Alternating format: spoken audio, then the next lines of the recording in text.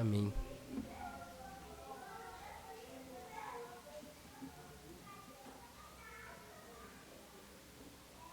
Irmão Rogério vai compartilhar a palavra do Senhor conosco esta noite.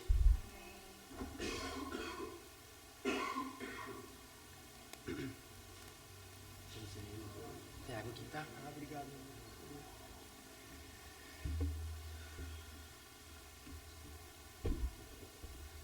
Amém. Boa noite, a paz do Senhor para a igreja.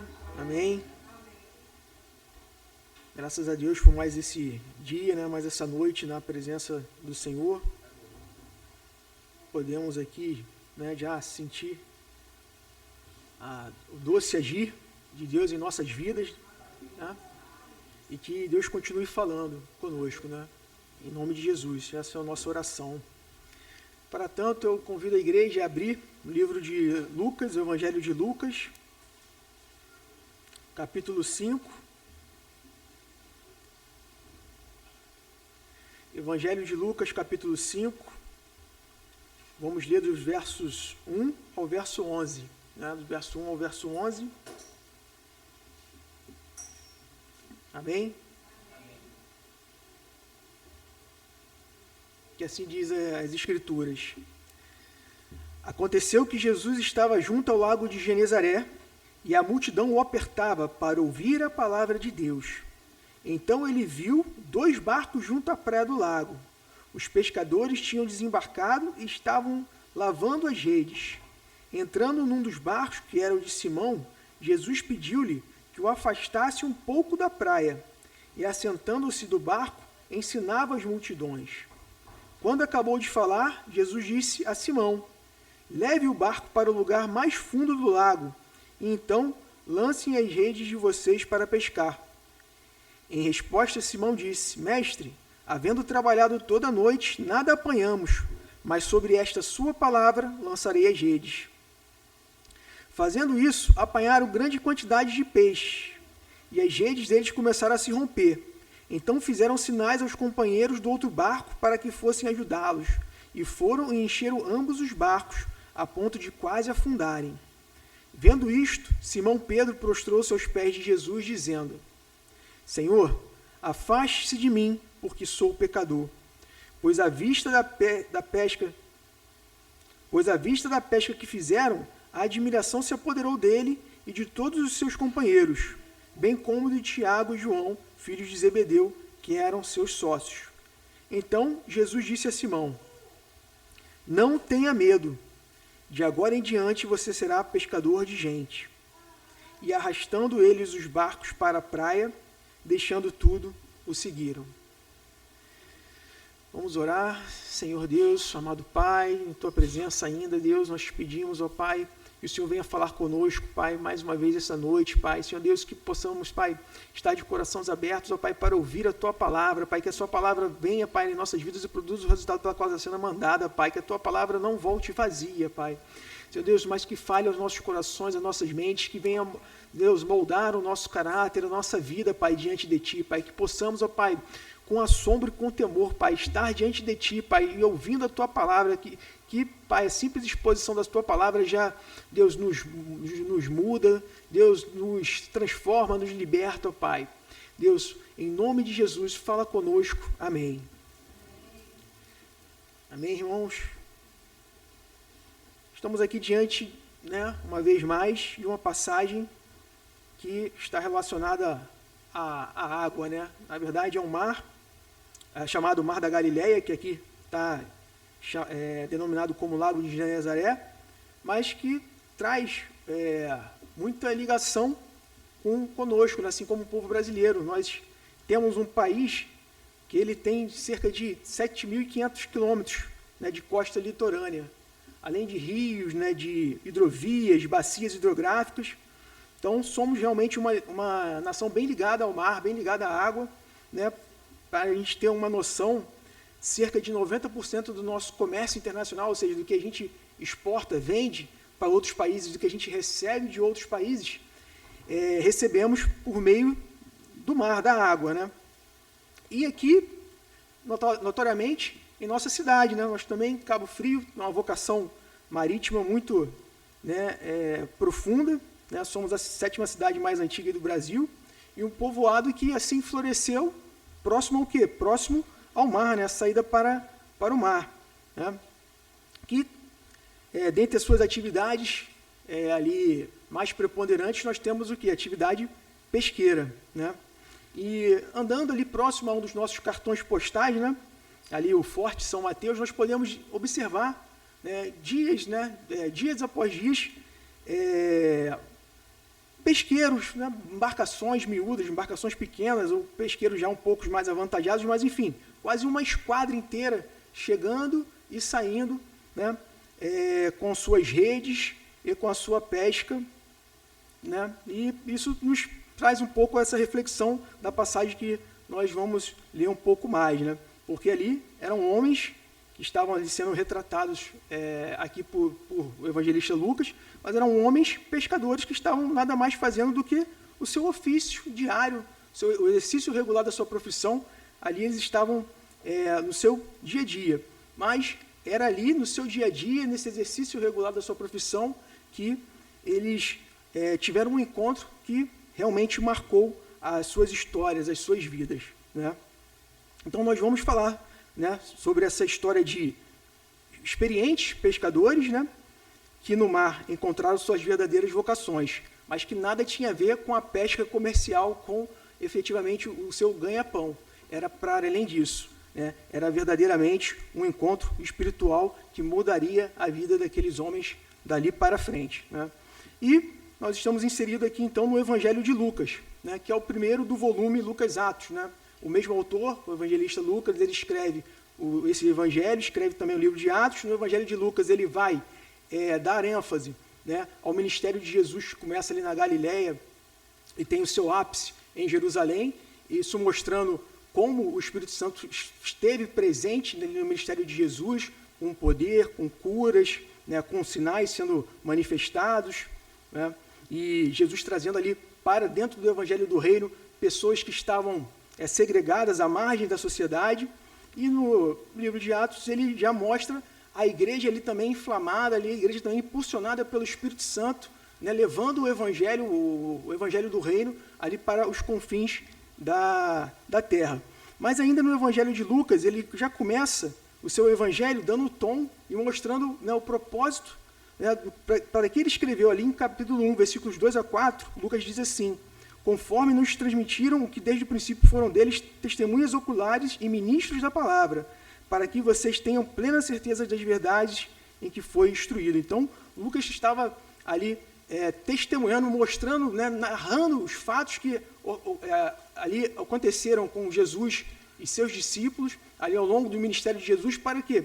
Para dar testemunho dessas verdades, para que as pessoas pudessem, né, ler e saber que efetivamente aquela história ocorreu e que Jesus efetivamente veio ao mundo, né, e pregou o evangelho do reino e curou e fez sinais e maravilhas aqui neste mundo.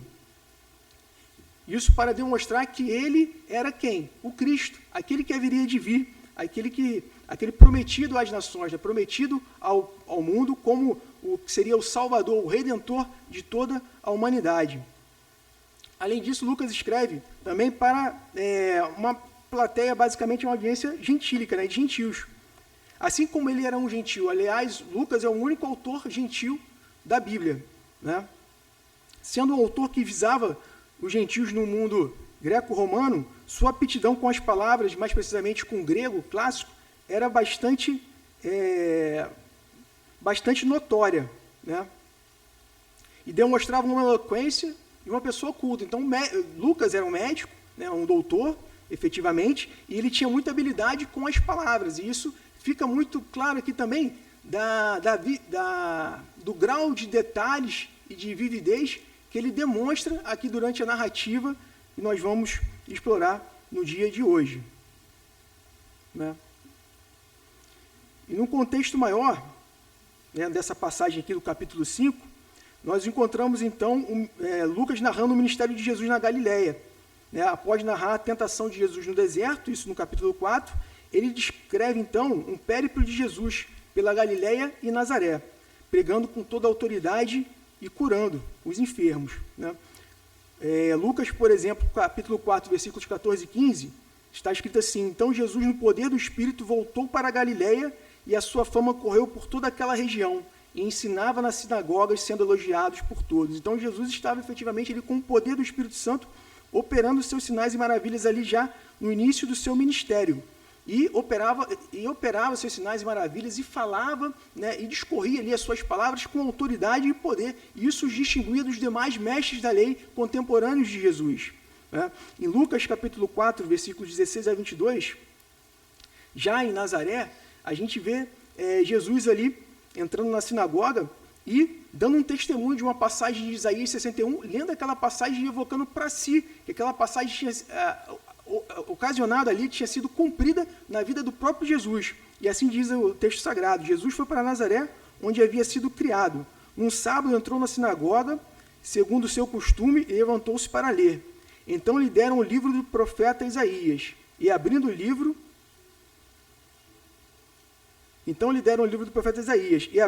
achou o lugar onde está escrito: o Espírito do Senhor está sobre mim, porque ele me ungiu para evangelizar os pobres, enviou-me para proclamar a libertação aos cativos e restauração da vista aos cegos, para pôr em liberdade os oprimidos e proclamar o ano aceitável do Senhor.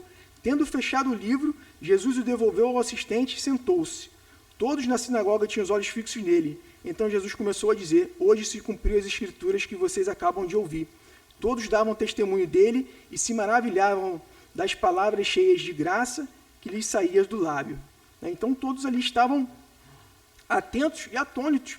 Aquelas palavras cheias de graças que saíam dos lábios de Jesus e encontravam naqueles corações apreensivos, né, naqueles corações, por muitas vezes até desesperados, né, por uma palavra da vida, uma palavra eterna, encontravam ali em Jesus, né, o que eles efetivamente tinham necessidade, né, tinham esse vazio dentro deles. E isso já dialoga com o nosso texto, no versículo 1. Assim está escrito: aconteceu que Jesus estava junto ao lago de Genezaré, e a multidão o apertava para ouvir a palavra de Deus. Veja, né, que essas palavras, então, essa autoridade que Jesus já demonstrava no início ali do seu ministério, já tinha atraído multidões para ouvir o quê? A palavra de Deus. Né? E Lago de Genezaré, como eu já disse, é um nome grego para o mais conhecido Mar da Galileia, né, no texto bíblico. Como registrado, os irmãos também quiserem depois conferir, nos textos paralelos. Por exemplo, Mateus 4, 18 a 22 e Marcos capítulo 1, 16 a 20. Né? Ali, então, eles estavam num local onde se provia o sustento daqueles que tinham o ofício da pesca. Né? Efetivamente, ali Jesus se encontraria com pescadores que estavam ali dentro do, digamos assim, do teatro de operações, né? Dentro da área na qual eles estavam diariamente ali exercendo o ofício, exercendo o seu trabalho.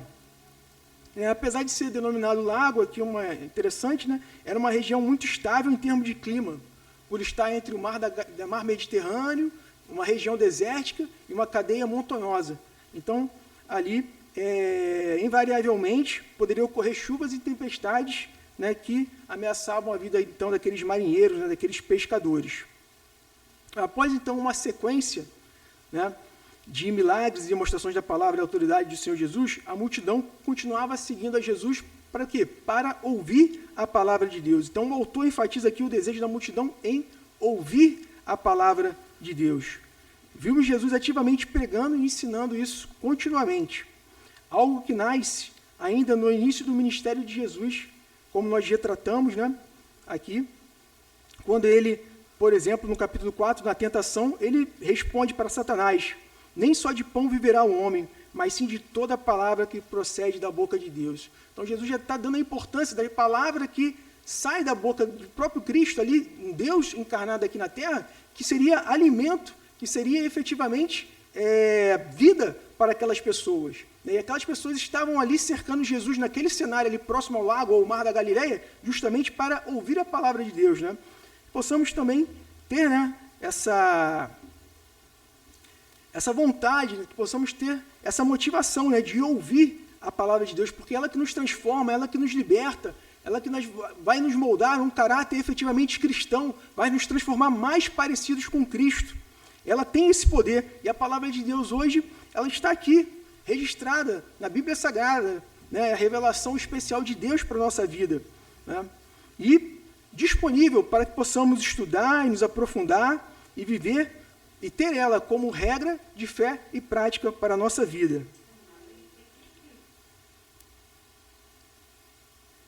Amém? Em Cafarnaum, Jesus demonstra sua autoridade e poder com palavras, curando e expulsando. Isso ainda no capítulo 4, né, do versos 32. Diz assim: e maravilharam-se com a sua doutrina, porque a sua palavra era com autoridade. Então, a população ali, aquela multidão, estava, né, buscando a palavra de Deus, porque Jesus demonstrava autoridade ao pregar, ao falar, né, obviamente, porque ele era o próprio Cristo ali, né, dissertando ali, falando sobre, né, o seu próprio reino aqui neste mundo, né. Todos ficaram admirados e comentavam entre si. Isso também registrado em Lucas 4,36. O que palavra é esta? Então veja como aquela multidão estava ali realmente impulsionada a ouvir a palavra de Deus, porque Jesus estava com toda a ousadia, com toda a sabedoria, falando palavras que estavam indo ao encontro daqueles corações, né? E, obviamente, o que Jesus estava propondo era o quê? Uma mudança de vida, era um arrependimento, né? Isso também Lucas deixa claro ao longo do seu evangelho, né, escrito, né, essa ênfase no arrependimento, essa ênfase em buscar o que se havia, buscar e salvar o que se havia perdido. Por exemplo, Lucas 19:10, né, que Jesus veio com esse propósito, para buscar e salvar o que se havia perdido, né? Hoje escolhemos estar aqui para o quê? Para ouvir a palavra de Deus, para sermos alimentados da palavra de Deus, né? E o apóstolo Paulo, em Romanos 10:17, ele vai nos colocar que a fé vem pelo ouvir, e ouvir o quê? Ouvir a palavra de Deus, que por si só já é lâmpada para os nossos pés e luz para os nossos caminhos. É essa mesma fé que nos desenvolve espiritualmente, né? Interessante também que em um outro evangelho, em João 6, 68 e 69, Pedro vai falar para Jesus o quê? Senhor, para quem iremos? O Senhor tem as palavras de vida eterna, e nós temos crido e conhecido que o Senhor é o Santo de Deus, né? E nós vamos ver aqui ao longo da narrativa que Pedro vai ter também, né, vai experimentar uma vez mais aqui essa noção da santidade de Deus, e que só Cristo tem as palavras de vida eterna, as palavras que podem nos salvar, as palavras que vai alimentar o nosso espírito, a nossa alma, né, para nos conduzir aos céus, para nos conduzir à eternidade, né? E é uma palavra que é vida, viva e eficaz. Hebreus 4:12, assim diz o escritor Hebreus: porque a palavra de Deus é viva e eficaz, e mais cortante do que qualquer espada de 2 gumes, e penetra até o ponto de dividir alma e espírito, juntas e medulas, e é apta para julgar os pensamentos e propósitos do coração. Então é essa palavra na qual nós estamos sendo expostos, né, viva, eficaz, e efetivamente adentra o mais íntimo do nosso ser para falar conosco, para nos confrontar. Mas é uma confrontação que vai nos levar ao que? A uma libertação, uma regeneração, vai nos levar a uma conversão, a um arrependimento, a uma mudança de atitude. Essa é a palavra de Deus em nossas vidas. No versículo 2, então, do nosso texto, da narrativa aqui do nosso texto, então ele viu 2 barcos junto à praia do lago. Os pescadores tinham desembarcado e estavam lavando as redes. Muito provavelmente, pelo que está registrado aqui no versículo 5, desse mesmo capítulo, aqueles homens, eles passaram a noite anterior, né, ali, pescando, tentando fazer a pescaria, tentando pegar, né, o máximo possível de peixes ali para a sobrevivência e subsistência deles, da família deles, mas não lograram êxito, não conseguiram. Por isso eles estavam voltando, lavando as redes ali, sem ter tido o sucesso ali do empreendimento que eles tentaram. Entrando num dos barcos, versículo 3, que era o de Simão, Jesus pediu-lhes que o afastasse um pouco da praia, e assentando-se do barco, ensinava as multidões. Então Jesus, ele pede para se assentar num barco, o barco de Simão, e se afasta um pouco das multidões. Para quê? Para que ele pudesse falar e criasse ali um efeito acústico, que a voz de Jesus fosse amplificada para aquela multidão que estava ali à beira da praia, né? Ali provavelmente as ondas sonoras ali passeando ali pela superfície da água, se amplificaria a voz de Jesus e a palavra de Jesus iria mais longe naquele caso, né?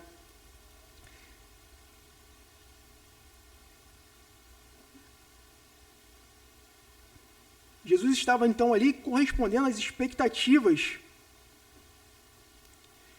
da multidão em ouvi-lo, mas ele ainda tinha algo a fazer pela vida em especial daqueles pescadores. Veja, Jesus estava sim ensinando aquela multidão, mas ele entrou no barco de Pedro, né, por algum propósito maior que seria revelado posteriormente.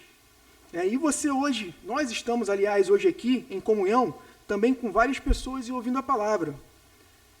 Mas creia que ainda há uma porção da palavra de Deus especial para a sua vida que pode te levar a um nível maior de comunhão com Cristo. Ali, aqueles pescadores estavam ali, provavelmente, arrazoando entre si, mexendo ali, lavando a rede, Jesus falando, e eles, possivelmente, né, sendo ali impactados, ouvindo a palavra assim, de Cristo, mas para eles ainda havia uma porção maior, né, a experimentarem de Jesus Cristo, né, e que possamos também ter isso em nossa mente, que diariamente, dia após dia, sempre há uma porção maior que possamos experimentar de comunhão com o nosso Cristo, com Jesus Cristo, possamos, né, viver com esse anseio, né, de diariamente termos um relacionamento a cada dia maior com Cristo, um processo de santificação, caminhando mais e mais próximos a Cristo. Que isso venha fazer efetivamente diferença em nosso viver, em nossas vidas. E no versículo 4, quando acabou de falar, Jesus disse a Simão: leve o barco para o lugar mais fundo do lago e então lancem as redes de vocês para pescar. Aqui, a contrário senso de muitos comentaristas, né, Jesus pede para que os barcos fossem, provavelmente ali durante o dia, para locais de águas profundas. E comentaristas dizem que a pesca de águas profundas ali, naquela região, era propícia, né, era mais provável, ou tinha mais eficiência durante o período noturno. Então, aquelas pessoas ali, Pedro, né, e os demais ali que estavam no barco com Pedro, levaram então o barco, né, para um local que seria improvável na experiência deles, no que eles tinham vivido, no que eles conheciam, efetivamente de experiência deles pesqueiras, né? Mas ali Jesus estava pedindo para que eles fizessem de uma forma a contrassenso deles, mas que Jesus tinha algo a mostrar, tinha algo a fazer na vida daqueles pescadores, né? Muitas vezes nós também, né, às vezes não entendemos o que está acontecendo em nossas vidas, né, por alguns momentos, né, nós chegamos até a duvidar, chegamos até a perder a esperança e duvidar, e as coisas acontecem de uma maneira que, sobre a nossa experiência, sobre a nossa vida, nós vamos olhando e que isso não vai dar certo, mas é Deus que está no controle, Deus está, né, nos mostrando que Ele vai fazer segundo o querer e a vontade dEle em nossas vidas, né, para a honra e glória dEle em nossas vidas, e não para a nossa honra, não para a nossa glória, né?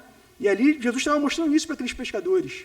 Se vocês acham que durante o dia a pesca mais eficiente é em locais rasos, eu vou mostrar a vocês, né, que não é isso. Mas isso, na verdade, vai ser um sinal para mostrar coisas ainda mais maravilhosas para vocês, e não efetivamente só mostrar como pode ser tão eficiente o ganha-pão de vocês. Não era isso que Jesus estava, né, querendo mostrar na vida daqueles homens.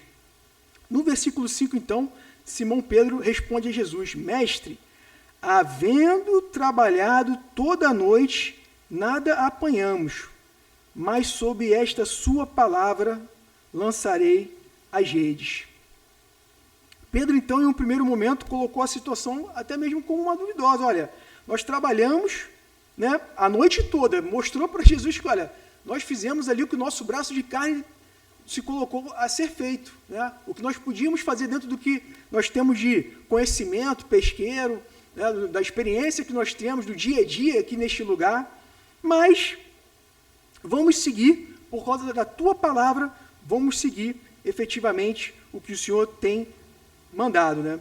Ele estava então confiando na palavra de Cristo. Essa mesma palavra que a multidão se juntou né, e essa mesma palavra que o Lucas vem dando esse testemunho que nós já vimos, que é uma palavra com autoridade, é uma palavra efetivamente que fazia diferença naquelas vidas. Essa mesma palavra, Pedro então resolve seguir. Pedro então vai confiar na palavra de Cristo, né? Por nosso próprio mérito podemos esgotar as possibilidades, mas a última palavra vem de Deus. Dele é o agir e o efetuar em nossas vidas. Podemos nos sentir frustrados por não alcançarmos este lugar da pesca ideal em nossas vidas espirituais, mas a palavra final é de Deus, e Ele nos chama a perseverar, a lançar a rede mais uma vez. Aleluia, glória a Deus. E na nossa vida também espiritual, podemos nos sentir cansados, podemos nos sentir frustrados, podemos nos sentir até mesmo derrotados, mas olha como Deus quer nos mostrar que é dele, né? A pesca maravilhosa em nossas vidas espirituais, né, para lograrmos êxito nos lugares celestiais em Cristo, vem de Deus. Basta nós nos colocarmos para sermos usados, para sermos efetivamente moldados por Cristo, e Ele vai nos mostrar efetivamente lugares maiores, locais ideais para a pesca. Mas a pesca espiritual, né? O encher do nosso barco de bênçãos celestiais para nossas vidas. É isso que Cristo aqui quer mostrar. Na parábola, por exemplo, do semeador, em Lucas 8,15, é a semente que é a palavra de Deus, cai em terra que frutifica com perseverança. A parte, e está registrado em Lucas 8,15, a parte que caiu na terra boa, estes são os que, tendo ouvido de bom e reto coração, retêm a palavra. Estes frutificam com perseverança. Então, aquele pescador ali, ele estava perseverando na palavra que Cristo deu para ele. Faça isso mais uma vez, vai. E Cristo tem falado isso para nós. Não desista, não retroceda, vá. O meu Espírito está contigo. Vou te levar a lugares maiores, a experiências maiores em Cristo, a um relacionamento mais estreito, a um relacionamento mais íntimo com Deus. Ele nos criou para isso, para nos relacionarmos com Ele de forma íntima, de forma estreita, de forma a mudar as nossas vidas dia a dia, diariamente. E é esse o chamado que Ele nos tem hoje. Paulo diz em 1 Coríntios 15, 58, sede firmes e constantes, sempre abundantes na obra do Senhor, sabendo que o vosso galardão não é vão no Senhor. E esse é o chamado que nós temos de hoje, para sermos firmes em Cristo, confiarmos em Cristo, que Ele tem a palavra final sobre a nossa vida. No versículo 6, então, o evangelista assim registra, fazendo isso, apanharam grande quantidade de peixes, e as redes deles começaram a se romper. Então fizeram sinais aos companheiros do outro barco para que fossem ajudá-los. E foram e encheram ambos os barcos, a ponto de quase afundarem. Estes homens então experimentaram o sinal da providência divina em suas vidas. Mas isso ainda não era tudo que Deus tinha para fazer na vida deles. Ainda haveria uma manifestação da identidade real de quem estava ali operando esse milagre na vida deles. Pedro aqui poderia ter até mesmo arrazoado no sentido material da situação, e visto que foi um bom empreendimento ouvir a voz do Mestre e seguir nesse caminho. Bom, então, por que não me associar a Jesus, prometer a Ele parte da minha pescaria daqui adiante, e Ele ia apontando aonde eu devo jogar a rede? Mas não. Pedro ali, ele teve uma noção real de quem ele estava diante, do Criador dos céus e da terra, aquele que tinha o poder da criação, o poder de movimentar peixes, e mostrar aqueles pescadores que ele, Cristo, tinha o domínio ali daquela situação.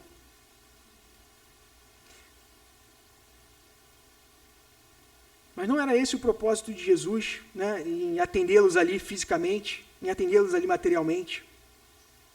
E o Espírito Santo agiu na vida de Pedro, e dos demais, mostrando isso para eles. Em nossas vidas também o sobrenatural de Deus nos alcança, não somente para objetivos terrenos, mas para nos levar mais além na comunhão com Ele. Né? Que possamos enxergar os sinais que Cristo faz em nossa vida, que Deus tem feito em nossas vidas, como sinais que nos mostram que devemos estar de forma, com toda reverência e temor e tremor diante de Cristo, que é o que nós vamos ver aqui adiante, no versículo 8. Assim diz: vendo isto, Simão Pedro prostrou-se aos pés de Jesus, dizendo: Senhor, afaste-se de mim, porque sou pecador. Pois à vista da pesca que fizeram, a admiração se apoderou dele e de todos os seus companheiros, bem como de Tiago e João, filhos de Zebedeu, que eram seus sócios. Aqui Pedro, então, caiu em si e teve noção diante de quem ele estava. E aquela pesca maravilhosa, então, não foi para demonstrar àqueles pescadores que eles poderiam lucrar mais no seu ofício diário, mas foi para demonstrar que eles estavam diante do próprio Cristo, diante do Deus encarnado, que mudaria a vida deles por completo, por toda a eternidade. E isso traz contrição, isso traz arrependimento. Aliás, como a gente já disse aqui, é uma das grandes temáticas do Evangelho de Lucas, o arrependimento. Né? O próprio Jesus dá testemunho, capítulo 5, versículos 31 e 32, os sãos não precisam de médico, e sim os doentes, não vim chamar os justos, e sim os pecadores ao arrependimento. E Pedro se colocou ali aos pés de Cristo, Pedro se prostrou, como está escrito aqui no texto, como um pecador. Ai de mim, afaste-se de mim, Senhor, eu sou um pecador.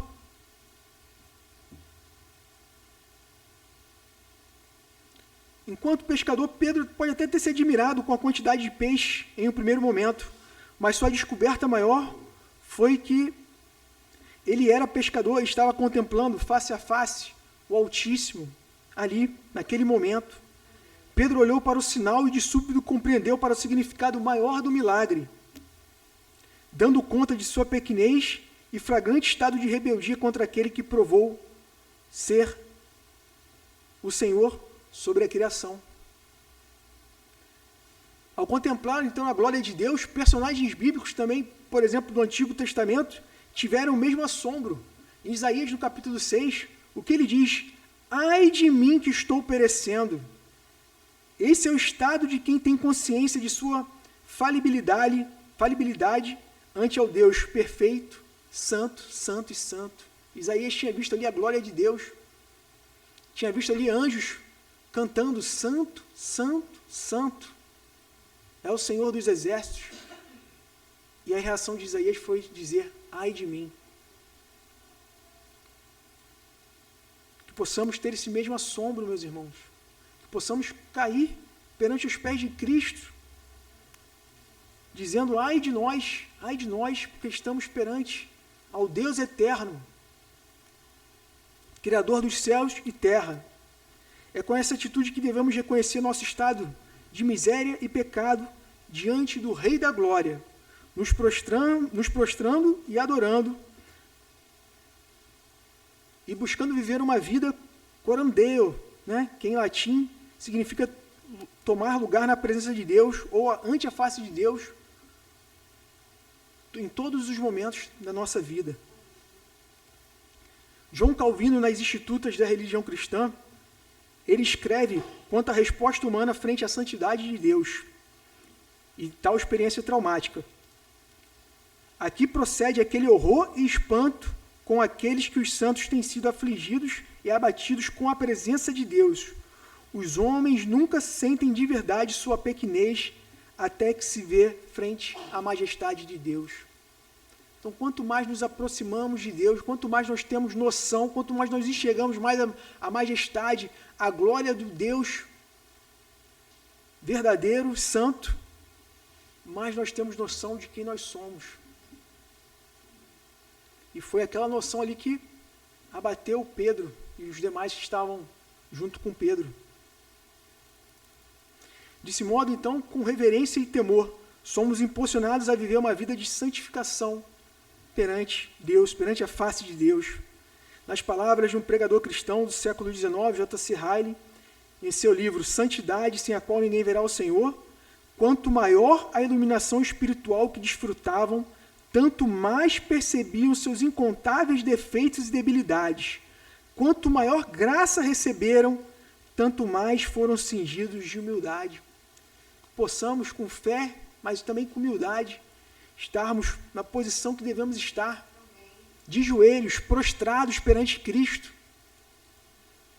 adorando a beleza de sua santidade, adorando e louvando a esse Deus, nos humilhando perante esse Deus, entendendo que os sinais que Deus nos mostra ao longo de nossa vida, no nosso trabalho, na nossa família, no nosso horário de lazer, enfim, em todos os momentos de nossa vida, são sinais que apontam para um Deus grandioso, tremendo, poderoso em nós, por nós. E no versículo 10b, assim diz: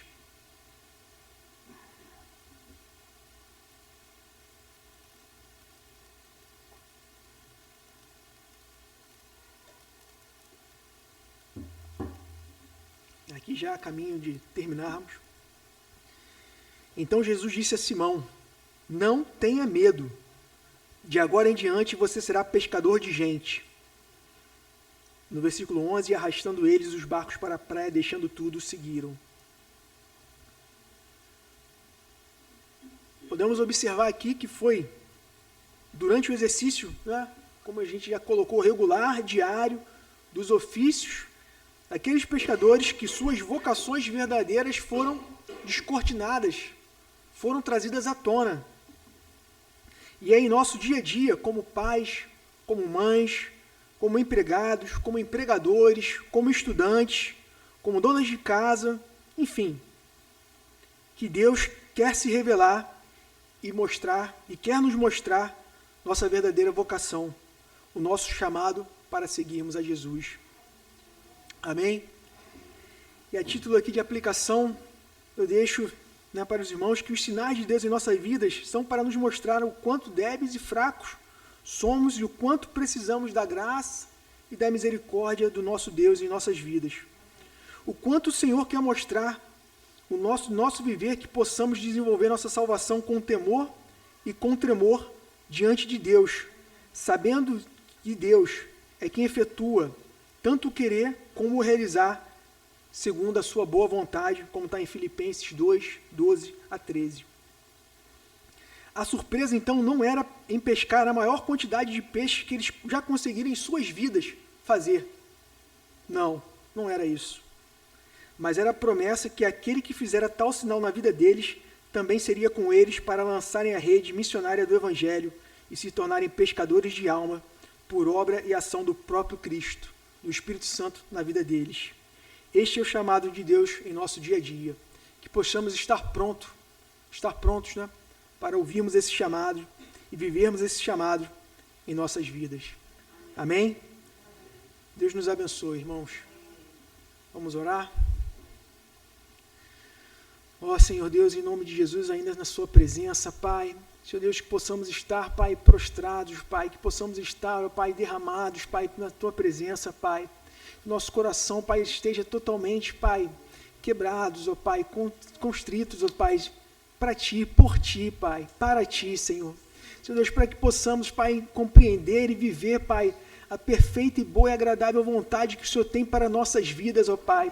Senhor Deus, para que possamos perseverar na Tua presença, ó Deus, para que possamos saber, Pai, que possamos lançar a rede sobre a Tua palavra, porque é a Tua palavra, Pai, que Deus, nos dá a garantia e a segurança, Pai, que vamos, ó Pai, pescar peixes ainda maiores, ó Pai, mas não, Pai, Deus, Pai, como uma marca apenas física, apenas material em nossas vidas, mas pelo contrário, uma marca espiritual, Pai, que o Senhor tem mais ainda a oferecer para nós, ó Pai, que possamos desenvolver, Pai, a nossa salvação com temor e com tremor, Pai, Deus, e estar a cada dia mais próximos, mais perto de Ti, Pai, Senhor Deus, que possamos, ó Pai, estar buscando, Pai, a Tua face, Pai, o Teu querer em nossas vidas, ó Pai, em nome de Jesus, ó Pai, com, Deus, todas as nossas forças, toda a nossa sabedoria, todo o nosso conhecimento, toda a nossa inteligência, Pai.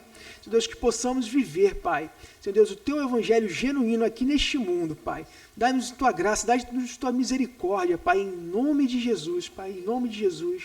Amém. Amém.